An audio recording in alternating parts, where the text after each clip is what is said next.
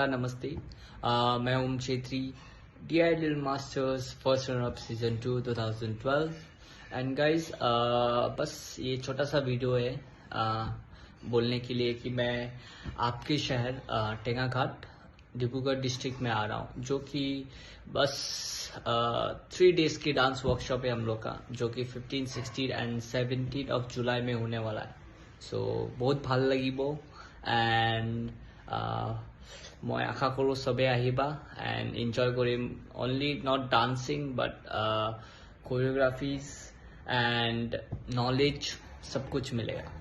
So big shout out to specially Ankit जा, जिनके लिए ये वर्कशॉप, जिनके थ्रू से ये वर्कशॉप ऑर्गेनाइज हो रहा है। सुमन ब्रो को भी, जो कि अंकित भैया के साथ ही है।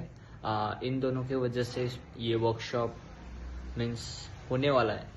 सो बस थैंक यू बोलना चाहता हूँ दोनों को। होप सो जल्दी मिलता है सब लोग।